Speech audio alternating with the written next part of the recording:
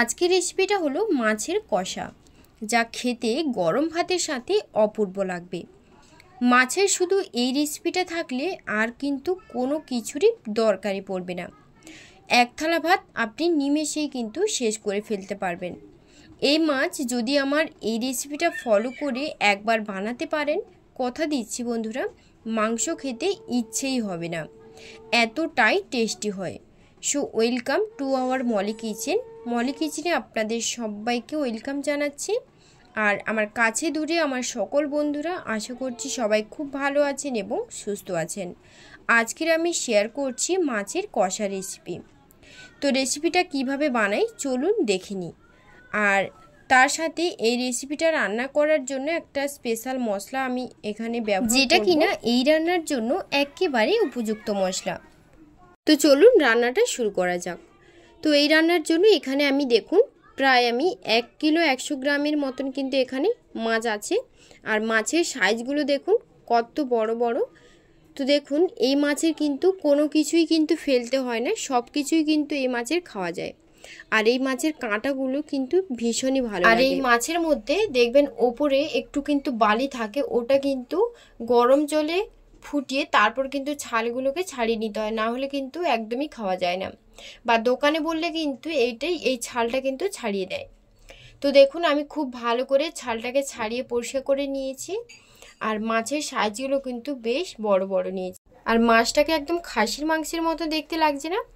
তো এখন মাছের মধ্যে লবণ আর হলুদ দিয়ে খুব ভালো করে মাছটাকে মাখিয়ে নেব।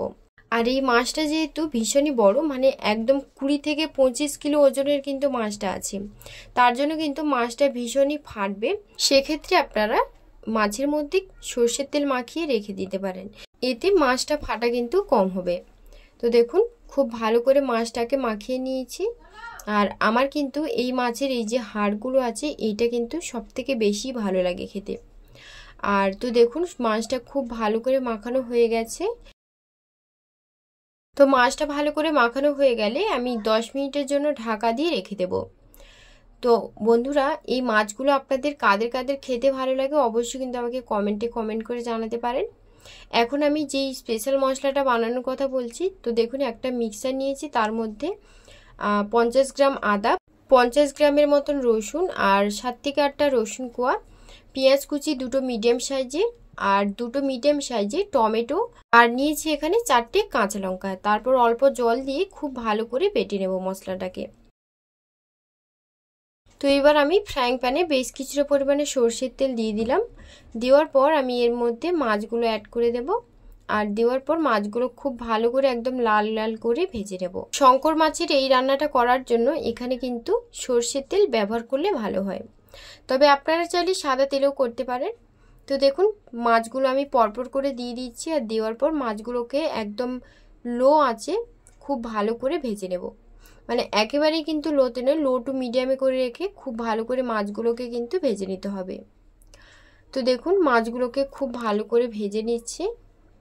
শঙ্কর মাছের এই মাছটা রান্নার জন্য কিন্তু মশলাটা একটু বেশি করে দিতে হবে, আর তবেই কিন্তু খেতে ভালো লাগবে। মানে একদম মাংসের মতন করে কিন্তু এই মাছটা রান্না করা হয়, তাহলেই কিন্তু এই মাছটা খেতে ভালো হয়।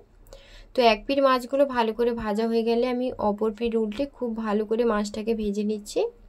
তো দেখুন মাছটা আমি ভেজে নিচ্ছি। আপনারা এইভাবে আমার পদ্ধতিতে একবার অন্তত বানিয়ে দেখুন। আপনাদের কাছে রিকোয়েস্ট রইল এই রেসিপিটা একবার অন্তত বানিয়ে দেখার, খেতে কিন্তু দুর্দান্ত হয়। তো দেখুন বন্ধুরা মাছটা আমার খুব ভালো করে কিন্তু ভাজা হয়ে গেছে। তো এবার আমি মাছগুলোকে পরপর করে তুলে নেব। তো দেখুন বন্ধুরা মাছটা একদম লাল করে ভেজে নিয়েছি। এবার আমি এক এক করে সব মাছগুলো তুলে পরবর্তী যত মাছ আছে সব কিন্তু আমি ভেজে নেব। তো দেখুন সব মাছগুলো কিন্তু একেবারে ভাজা হয়ে গেছে। এবার আমি তুলে নিচ্ছি। তুলে নিয়ে আর ওই তেলে কিন্তু আমি ফোড়নে দিয়ে দিচ্ছি 5 ফোড়ন 1 চামচের মতন, আর 2টো মিডিয়াম সাইজের পেঁয়াজ কুচি একদম পাতলা করে কেটে রেখেছিলাম আমি দিয়ে দিচ্ছি। পেঁয়াজটা দেওয়ার পর পেঁয়াজটাকে খুব ভালো করে একদম ব্রাউন কালার করে ভেজে নিতে হবে। আর পেঁয়াজটা কিন্তু ভালো করে ভাজতে হবে, তারপর কিন্তু এখানে বাদবাকি মশলা অ্যাড করব। তো তার আগে 2 থেকে 3 মিনিট ধরে পেঁয়াজটাকে খুব ভালো করে একদম ব্রাউন কালার করে ভেজে নিচ্ছি। এই সময় কিন্তু ফ্লেমটাকে একদমই হাইতে রেখেছি, রেখে মশলাটাকে খুব ভালো করে ভেজে নিচ্ছি। তো দেখুন বন্ধুরা, পেঁয়াজটা খুব ভালো করে ভাজা হয়ে গেছে। এখন আমি মিক্সারের মধ্যে যে মশলাটা দিয়ে বেটে নিয়েছিলাম সেই মশলাটা এর মধ্যে অ্যাড করে দেব। দেখুন মশলাটা কিন্তু বেশ অনেকটা পরিমাণেই নিয়েছি। তো মশলাটা দেওয়ার পর এর মধ্যে আমি দিয়ে দেব হলুদের গুঁড়ো আর স্বাদ মতো লবণ আর জিরের গুঁড়ো 1 চামচের মতন, আর হাফ চামচের মতন গরম মশলা দিয়ে খুব ভালো করে মিশিয়ে নেব। মশলাটাকে ভালো করে মেশাতে মেশাতে মশলাটাকে কিন্তু একদম ভালো করে কষিয়ে নিতে হবে যতক্ষণ না তেল ছাড়তে শুরু করছে। আর এই মশলাটা কিন্তু এই রান্নার জন্য একদম পারফেক্ট মশলা।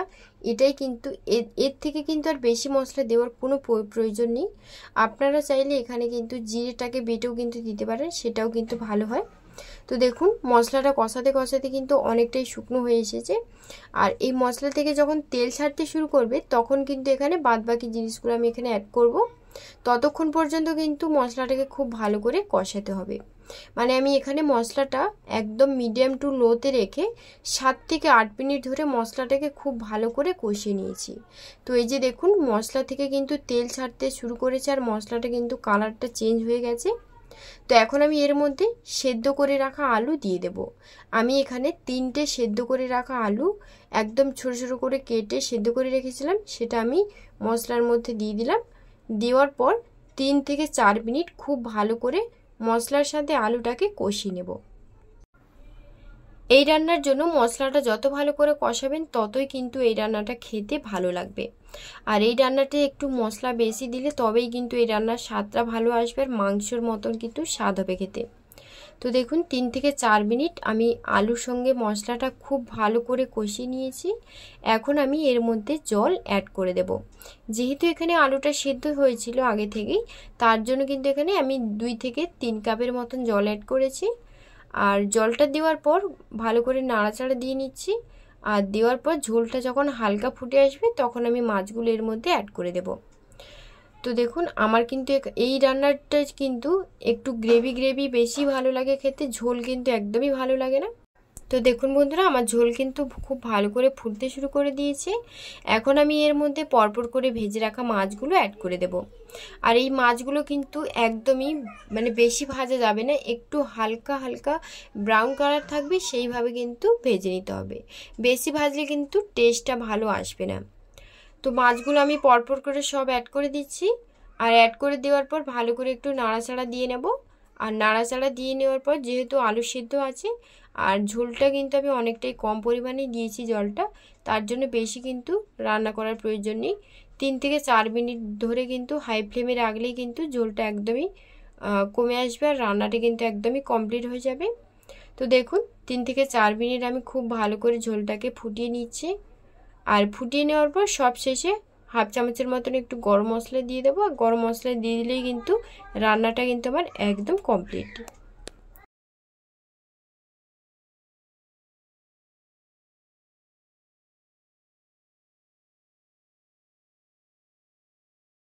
তো বন্ধুরা আপনাদের কাছে রিকোয়েস্ট রইল এই রেসিপিটা একবার অন্তত বাড়িতে বানিয়ে দেখার, খেতে কিন্তু দুর্দান্ত হয়।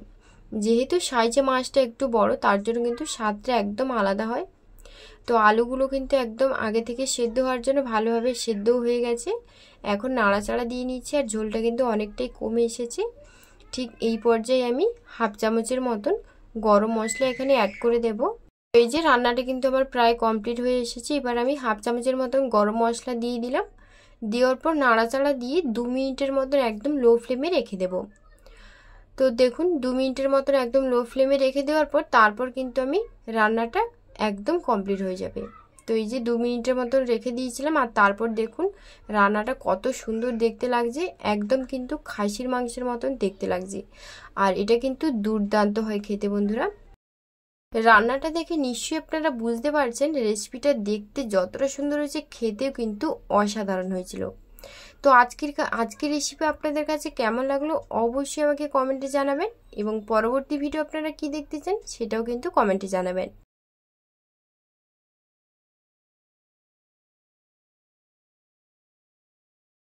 আর আজকের রেসিপি আপনাদের কাছে ভালো লেগে থাকলে বাড়িতে অবশ্যই ট্রাই করবেন এবং কমেন্টে জানাবেন যে খেয়ে আপনাদের কাছে কেমন লাগলো। তো আবার আসবো আপনাদের পছন্দের কোনো রেসিপি নিয়ে। ততক্ষণ আপনারা সবাই খুব ভালো থাকবেন, সুস্থ থাকবেন। আর যদি আজকের রেসিপি আপনাদের কাছে ভালো লেগে থাকে তাহলে চ্যানেলটিকে সাবস্ক্রাইব করে রাখবেন। ধন্যবাদ।